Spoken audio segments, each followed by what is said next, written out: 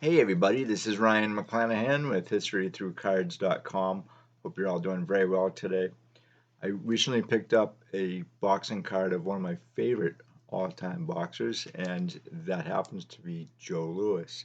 This is a 1935 Mitchell and Son, and I've been looking for a copy of this card for almost a decade, if not longer, and it has really eluded me, and it primarily because it's expensive. A lot of Joe Lewis's cards have been pretty expensive over the last couple of years or so, primarily during the pandemic. But I'll show you the back of this card just in case you guys haven't seen one. My camera doesn't really like to pick up sports cards as much as I do. The problems, I thought I was getting a really good deal on this camera, and the only thing I really needed to do is pick up cards. So that's really what it looks like, and I'll flip it around and show you. It looks like this, just in case you guys haven't seen it before. You never know. There could be a collector or a dealer or whoever who hasn't seen this particular card. It's one of my favorite all-time Joe Louis cards, though. I really like it, and right after that, I picked up another Joe Louis card because I'm just a huge fan of Joe Louis. And I picked up this right here. This is the 1935 J8. I think it's pronounced Patrio. You guys can let me know in the comment section below whether or not that is how I'm supposed to pronounce it. I could be completely off. They say that this is his rookie card. I'm not entirely sure. I think he has three cards from 1935 and an elongated press from 1935 as well, which is that one has a blank back, and it actually is really nice. Unfortunately, I can't afford it. This was actually fairly cheap. I paid like 130 for it, and I know that doesn't sound pretty cheap at all, but if you look at what Joe Louis is actually going for these days, that is pretty good. I'll show you the back of it too. It looks like this. I'm not gonna say I don't like the card, I do, but it's not my favorite. I am a really big fan of Joe Louis though, so anytime I have an opportunity to grab one of his cards, I'll do so. And the first Joe Louis card I ever grabbed was, God, years and years ago, but it was his 1938 Churchman. This is the boxing personalities. It's a great set.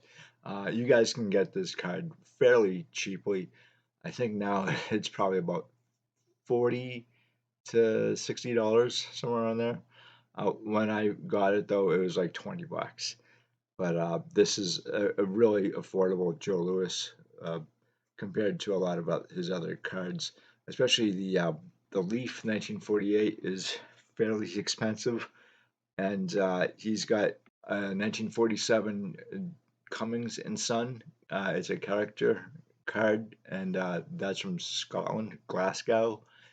That's fairly expensive. And then he's got the 1951 Ringside from Tops, and that one's also fairly expensive now too. So he does have cards from the 1930s, which I really like, and he's got a great story, and I want to tell you guys a little bit about that through some articles from the time in which he was boxing. One thing I don't know if these articles are going to actually mention is that he was boxing during World War II in exhibition games and or exhibition matches, and then he retired from the ring in I believe 1952.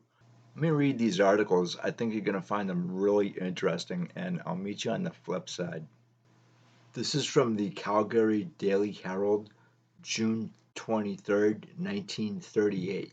Sportoscope by Ralph Wilson, a real world champion. Joe Louis made no mistake last night when he fought Max Schmeling in defense of his World Heavyweight Boxing Championship. He did what he was reported to have said he would do, take the fight to the German from the start. There was nothing to it. The bout was over before most people could realize what had happened. It was the shortest heavyweight championship fight in modern history in any event. Lewis disposed of his opponent even quicker than the great Jack Dempsey, the Manasseh Mauler, was ever able to do when the title was at stake. Joe immediately becomes the Brown Bomber again.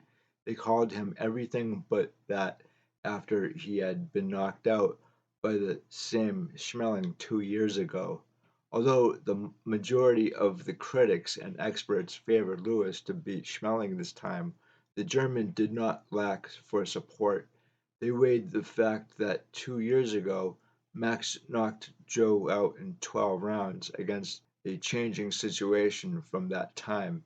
That 2 year period in which Lewis gained in experience and developed in physical stature, Schmeling, then well past the age that most fighters are considered as of championship caliber, had added another 2 years to his already advancing age. It was a case of youth, properly developed, winning over a man who had passed his prime. The sudden ending to the fight leaves the heavyweight situation clearly defined.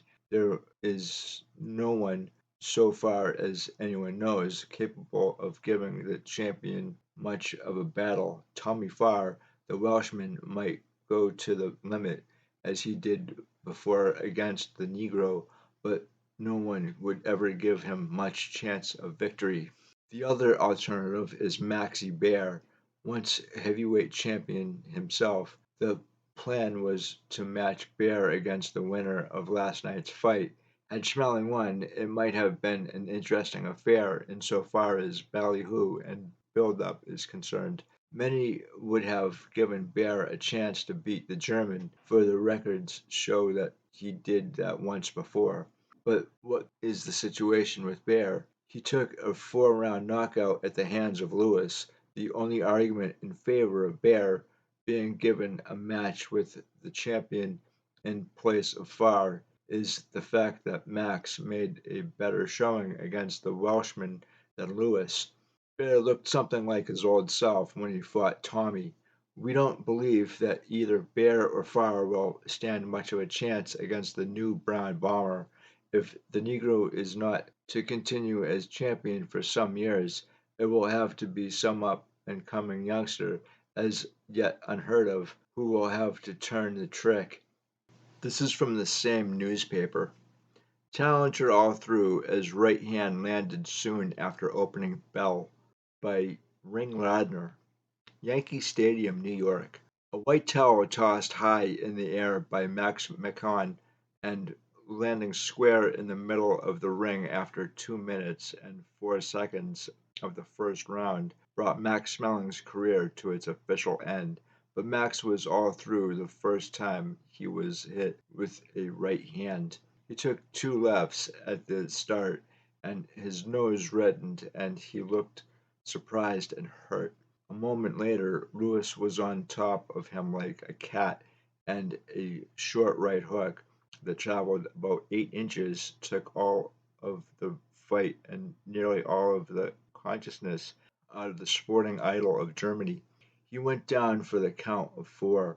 He got up again and staggered away from the champion.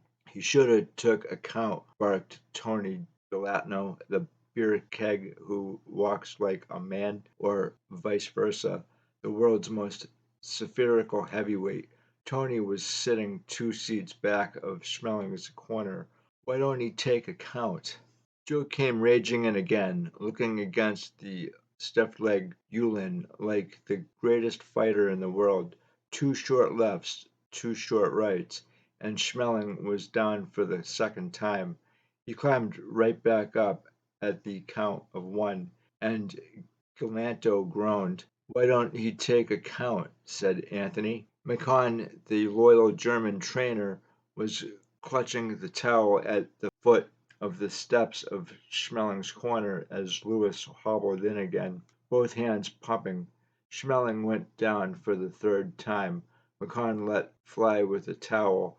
The referee, Arthur Donovan, brushed it aside with his foot and picked up the count. But you can say for the unsaddled Yulin that he wasn't counted out. He got up at 5, grabbing at some invisible trapeze in the air that seemed to dangle just out of his reach. Donovan stopped the fight. That Schmeling was a good fighter when he had it, when he was young, said Galanto, but that first punch must have knocked him daffy, because he didn't take no count. He should have took a count. I can knock Lewis cold in 3 rounds, added Tony. The fact is, though, that few men could have stood 3 minutes with Lewis last night, and Schmeling was by no means one of the few. Joe fought just the right fight. His handlers seemed to sense that Schmeling's reflexes were too slow to block a flying, furious attack at the bell. He had 2 courses open to them. Joe could have jabbed and played safe, aiming for a cut eye and a technical KO in the latter rounds, and he could have come out fighting, and he did. Joe is a sleepy fellow by nature, so it may be glossing the facts to say that he was inspired by the revenge, but that was the way it looked. He stalked out there as though he meant to wipe out every trace of the stain of his losing battle of 1936. In his dressing room, the brunette was quiet and cold again, dropping his fury, if fury it was, like a dirty shirt. "You didn't have no business in there with me, and I knew it right along," said Joe. "The punch I started him off with was right to the ribs." Schmeling had another name for that right to the ribs. He complained to promoter Mike Jacobs that it caught him just beneath the left kidney and paralyzed him. "It was a kidney punch," Max said, between stiff lips and battered teeth. "It wasn't fair." To most witnesses, the punch looked like a fair and solid body punch. Whether it was, it did the business, and the long, patient, shrewd career of the Black Ulan of the Rhine is over. This is from the Herald and Review, Decatur, Illinois, April 14th, 1981. Lewis's Hatred, Schmeling, by Bob Valstrom. "Smellin'," Joe Louis called him, "smellin'." After each victory, Joe Louis told reporters, "I wish that had been smellin' in there." The pronunciation was off just a bit. It was Max Schmeling who was on Joe Louis's mind. Joe Louis couldn't forget the shock of being knocked out. It took Joe Louis 2 years to catch up with Max Schmeling. On June 22, 1938, the return bout was held in Yankee Stadium. Joe Louis punched out Max Schmeling in the first round. Fury. Joe Louis hit Max Schmeling with an unmatched fury. Referee Arthur Donovan stopped the massacre after Max Schmeling went down in 3 times. 2 minutes and 4 seconds had elapsed. The 2:04 time is a milestone in boxing, like Babe Ruth's 60 homers in baseball, the Chicago Bears' 73-0 walloping of the Washington Redskins in pro football, UCLA's 7 straight national tournament championships in college basketball, the Boston Celtics' 9 straight championships in professional basketball. Joe Louis wins in 2:04. Those of us who were around in the 1930s are sure he was the greatest heavyweight champion.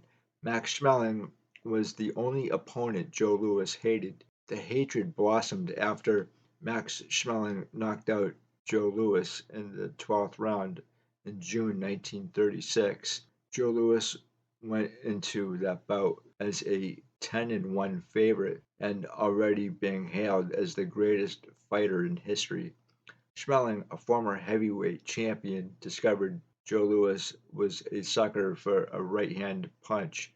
He dropped Joe Louis with a right in the 4th round, caught him again at the end of the 5th round with a right, and then put him out in the 12th with a right. Max Schmeling was a Nazi. Joe Louis was black. Max Schmeling boasted about white supremacy, and the usually taciturn Joe Louis seethed. After losing to Max Schmeling, Joe Louis won relentlessly. In June 1937, Joe Louis stopped James J. Braddock in the 8th round and became heavyweight champion. and Joe Louis waited for revenge. In 2:04 minutes, the revenge was complete. Joe Louis electrified the nation. The Brown Bomber, they called him, with accuracy. The Brown Bomber was flattened by Braddock. Tony Galantino, Buddy Bear, the right hand on the jaw was his weakness. He didn't stay down. Each time he got up, unleashed those thunderbolts. The winner and still champion, Joe Louis, the ring announced, told us time after time. We crowded next time to listen to the radio when Joe Louis was fighting. Listening to the rapid description was exciting, more exciting than television. The announcer made every punch sound like a haymaker, and the clinches were omitted. We envisioned Joe Louis landing a right and then a left and then another right with savage power. Nobody could beat Joe Louis, we thought. Nobody did. Joe Louis retired as the champion, and then the saddest moment. Joe Louis was broke. He returned just a shell, too old to recapture the Thunderbolts. Rocky Marciano destroyed Joe Louis in 8 rounds. And so Joe Louis passed into history, forever remembered for the fury which crushed the hated Schmeling. The late 1930s is a really interesting time in America to study. And this is, I think, something that probably should be studied in history class, the Schmeling Lewis fight. And I brought it up specifically because there's a lot going on behind the scenes that is not in the newspapers. So at the time, there's a lot of sabotage going on in the United States, a lot of buildings that are being burnt down in Detroit and other cities that have major factories. And uh, that money was actually being sent over to the Third Reich through insurance companies. And during World War II, the OSS, they had a guy named Cornelius Starr who was basically tracking all the money that the insurance companies were sending over to the Third Reich. Now, along with this, you also have a lot of anti-Semitism, as you do today, and you have the Bund and a lot of pro-Nazi beliefs and Nazis actually here in America. And that kind of ties into what I just said about the insurance companies as well. And so behind this, this is really why the Joe Louis Schmeling fight was it was so important here in the United States, specifically with Jewish citizens and Black citizens as well, because the two of them kind of faced the same enemy, which it was the Nazis, and um, Joe Louis had actually lost the fight with Schmeling before, and Schmeling was Adolf Hitler's favorite boxer of all time, apparently. And when Schmeling lost, he went back to Nazi Germany, and Adolf Hitler was so angry that he put him basically in the army. And I'm not entirely sure that that's the exact reason why. It had been said that Schmeling had actually hid Jewish children in his house. And that's when he found out, when Adolf Hitler found out, that's when he put him into the army. And Schmeling was actually injured in World War II in Crete. He was a paratrooper. And he is in the Hall of Fame, as is Joe Louis here. And he passed away at age 99, I believe in 2005. But he has a few cards himself. I do have a few of his cards. They're packed away though, so I haven't brought them out. But one interesting thing about Joe Louis, actually a few interesting things here. He during the war, he had a lot of fights lined up when he was in the army, and the money towards those fights, uh, they weren't really supposed to go to him, that money, but it did, and the IRS caught up with them, and that's the part of Joe Louis, I think that a lot of people remember the most is his battles with the IRS, and at the end. towards his life, he ended up having to work as a maitre d', I believe, for Jack Dempsey's restaurant, and he couldn't find work afterwards, and that to me is really sad. For a guy like this, not to have any work and basically to be penniless and have to rely on basically the help of former athletes such as Jack Dempsey, who was a restaurateur after his time in the ring. It's a real sad ending to a guy who I think deserves a movie. And the funny thing is that when you see the movie Cinderella Man, Jimmy Braddock to me is very inspiring for what he had to go through as a boxer, and not just a boxer but a human being. And that movie, I think, caused a lot of his cards to skyrocket. And when you look at the movie Race, which features Jesse Owens in the 1936 Olympics in Berlin, and what he had to go through even after he won against the Nazis, and I believe he won 4 gold medals in the 1936 Olympics, and he wasn't really treated all that well either when he came back, but his cards actually rose quite a bit as well. And obviously Jackie Robinson, who is featured in that movie 42, which was okay. I'm a stickler for these kind of movies just for the accuracy. And I'm not saying that they're not fun movies. I really enjoyed all 3 of these.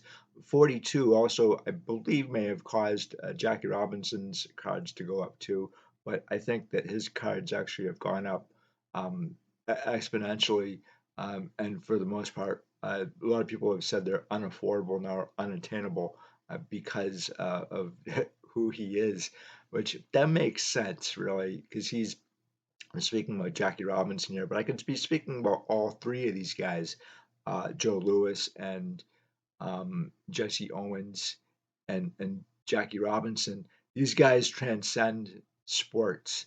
It's really through sports that you see everybody kind of come together for one cause, and that seems to be defeating Nazi Germany before the wars really started. And it's really interesting. I mean, well, not in Jackie Robinson's case, but the other two. While Jackie Robinson's cards have gained in value over the years quite a bit, and Jesse Owens' cards have as well. Joe Louis's cards have really not gained that much compared to the other two. And maybe if they made a movie, his cards would actually go up in price. I think, though, his cards still are pretty expensive, considering that this card is only a 2.5. It looks really nice, although it's not my favorite card. I can't imagine what like a 7 or an 8 would go for. I've heard they go for about like $1,800, but then again, like don't go by what I say when it comes to value. This is what I've heard and I've seen through the PSA reports, but I don't know if any of that is truly accurate. I would seem to think that Joe Louis's cards should be worth more than they actually are, just because of the historical value of Joe Louis himself and his story. And so I wanted to tell you guys a little bit about Joe Louis today. And I would love to hear what you guys have to say about Joe Louis or his cards if you have any. Let me know which ones you have. Obviously, my favorite Joe Louis card happens to be the card right here. But I had tried to purchase a few Joe Louis cards in the past, and I well, I was like Max Schmeling. I got toasted, and the 1951 ringside, it was the card that I really liked the most before I even actually knew about this particular card. Um, that card seems to be really expensive, but not so much as it's not affordable. I think you can afford all these cards on a budget. It's just going to take some time and negotiating skills. but I think you guys can do it. I think you guys could purchase a nice Joe Louis card. The 1948 Leaf is quite expensive though, and the ones that I've seen are usually in like garbage condition. And unfortunately, what I'm kind of seeing on eBay, what I'm seeing there is that you have a lot of low condition cards like this. Although there's nothing really wrong with this card, there's no creases or anything, and the corners are fairly sharp. I've been seeing a lot of low condition cards go for a lot more than they really should. What do they call it? A beer budget with champagne tastes with these dealers. Something is really odd here. But, in the long run, it's the collector that has the final say on a lot of the prices here and what they're willing to pay.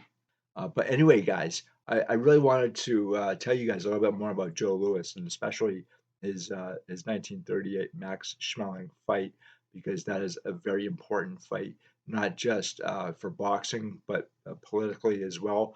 There's a lot of political undertones to that, and I had read a few other articles about Joe Louis in his early career, and he did win the Golden Gloves in 1934, and he went pro in I believe, 1934 as well.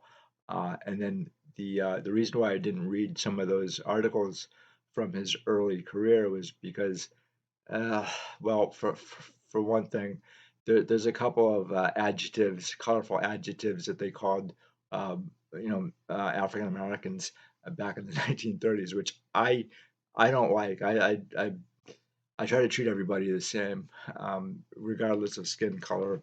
I never grew up like that. I don't like racism and I don't like anti-Semitism at all. And I've told you guys, like, I've felt the soft bigotry of low expectations as a disabled guy. And so, like, I don't have time for any kind of racism or anti-Semitism in my life. It's not appealing at all. And I hate to see what is happening now with the anti-Semites, especially the ones over in Harvard. And I may get to that in another article with a Jewish ball player that I really like. Anyway, guys, thank you so much for stopping by. I greatly appreciate it, and I would love to hear what you guys have to say about Joe Louis. And like and subscribe my channel so more content can go out there in the algorithm, which that's another little small pet peeve of mine is the algorithms because I think they are really hurting uh, other YouTubers out there, and I think that they need to get rid of the algorithms because they're not helping. They certainly aren't helping at this point. Anyway, guys, again, thank you so much. I greatly appreciate it, and have a good night. Bye.